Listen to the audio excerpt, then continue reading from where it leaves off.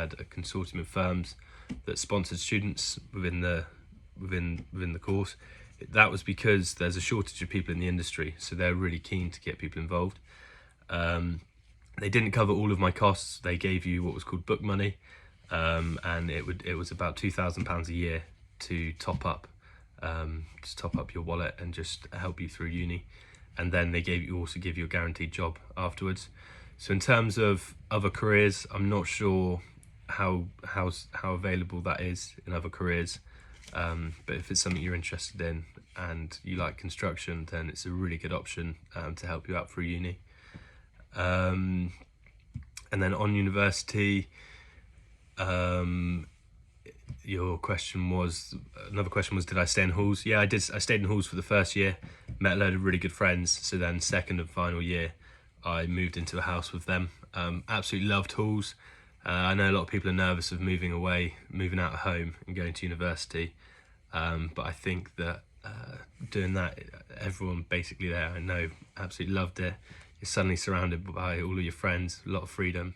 And yeah, it's a really good time. So I'd highly recommend going into halls. Next question is, do you have to go to university to get into this? No, you actually don't. It's a really good route in, and it potentially offers you the best jobs going into something like this. But there's also a lot of different routes in. The construction industry is really unique in the fact that you can enter it at any level. So a lot of the managers that I work with here they started off as bricklayers or labourers and just worked their way up to be a foreman, a manager, and then now they're running building projects. So you can go in that way. If you're not someone that wants to carry on with education and you want to start just getting stuck into a job and apply yourself, then yeah, you can learn a skill, learn a trade, and then start working your way up as a manager from that. And I think that's also a really, really good way to do it.